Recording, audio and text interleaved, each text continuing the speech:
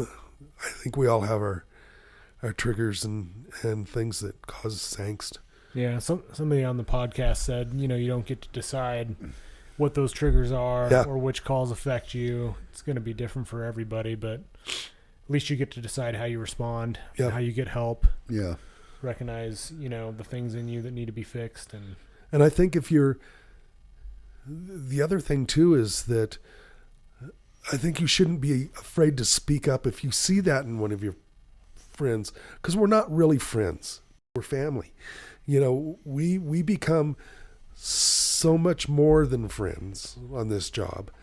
Even the people we don't necessarily care for a lot, that we don't necessarily like, are still family to us at some level.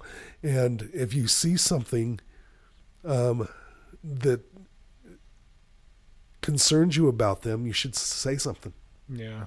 That's the thing is I had people say stuff to me. Yeah. I just was thick-headed and young and immature, and that's why I told you from the beginning. That's the biggest thing I've learned. I didn't realize how immature I was until I started working around professional people. Well, and it takes a lot, I think, to confront someone when you see them, especially if you love them. Yeah, I mean, it's hard to confront family. It's It hard is. to confront friends, and it's a confrontational thing, and nobody really likes to have confrontation. So I think it's, but fortunately I've had partners that were not afraid of that confrontation when they saw things in me, especially as an early EMT, like, Aaron, you need to take patients more seriously, or whatever it was they saw in my behavior. They were willing to confront me about it, and it did change my trajectory. I think losing the partners that we have in this business, and I think we all know who they are, the partners that we've lost at the ambulance service over our years, I think was a big eye opener for me too.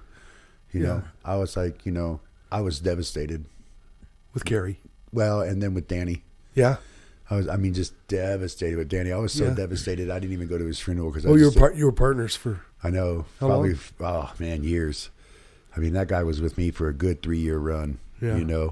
And I was devastated, and I was so devastated. I remember seeing Josh, and he had asked me, "Hey, man, are you gonna go?" And I told him, "Man, to be honest with you, I want to so bad, but I don't think emotionally I'm going to be able to manage that." Yeah. I mean, that guy and I shared a lot of life together, and why?